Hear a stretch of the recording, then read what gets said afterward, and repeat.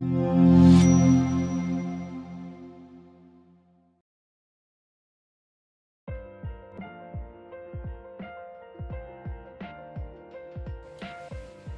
పల్లీల పచ్చడికి కావాల్సిన ఇంగ్రీడియంట్స్ చూద్దాం.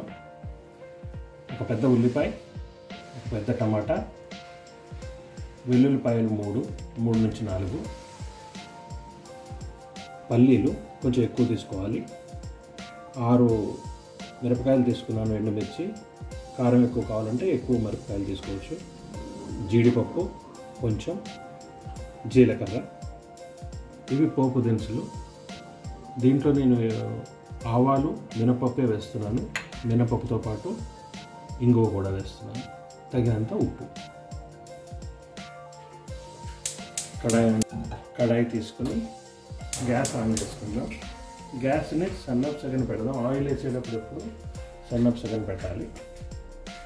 మనకు కావాల్సిన ఆయిల్ కడాయిలో వేసుకుందాం. 2-3 టేబుల్ స్పూన్ సరిపోతుంది, కొంచెం ఎక్కువైనా పర్వాలేదు. ఇప్పుడు గ్యాస్ని పెంచి నూనె వేడైన తర్వాత, నూనె వేడైంది, ఫస్ట్ పల్లీలను వేయించుకుందాం.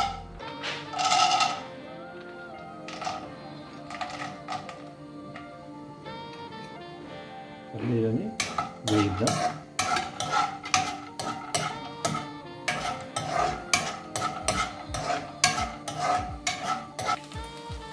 పల్లీలు వేగాయి.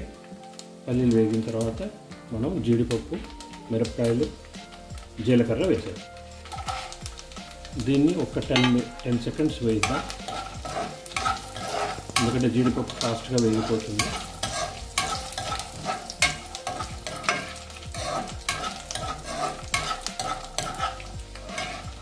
మిరపకాయలు వేగిన తర్వాత దీంట్లోకి మనం వెల్లుల్లిపాయలు వేసి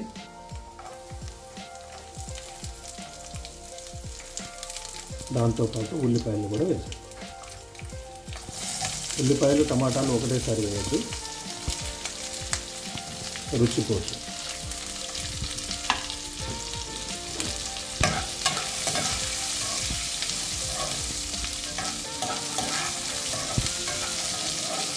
మీడియం మంట మీద వేయించాలి. మరి సన్నని మంట అయితే ఎక్కువ టైం వేస్తుంది.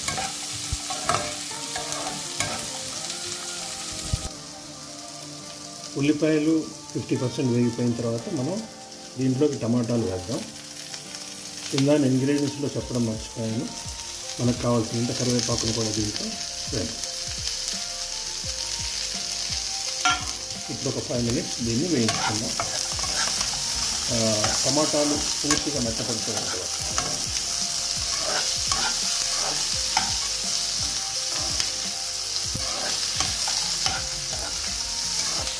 దీంట్లో టమాటాలు మెత్తబడిపోయి దీన్ని మనం గ్రైండర్లోకి తీసుకుని గ్రైండ్ చేద్దాం.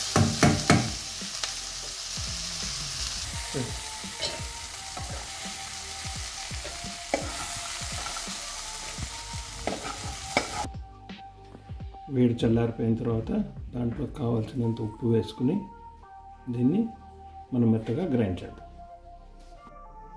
మెత్తగా గ్రైండ్ చేసుకున్న పచ్చడిలో మనం ఇప్పుడు పోపు పెడదాం. గ్యాస్ స్టవ్ ఆన్ చేసి చిన్న కటోరి పెట్టుకుని పోపు కావాల్సింది సన్నపు సెగన పెడదాం.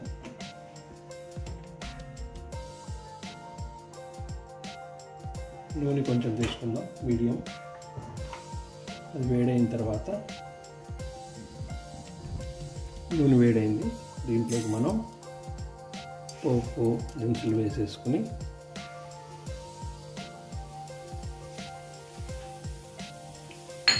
కొంచెం ఇంగువ కూడా వేసాం.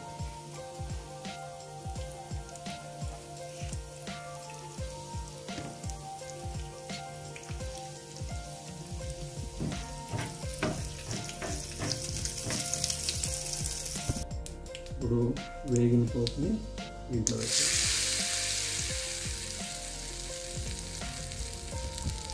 ఇక్కడ నూనె కొంచెం ఎక్కువ వేసాను. ఆరోగ్య దృష్టిలో మీరు నూనె కొంచెం తక్కువ వేసుకోండి.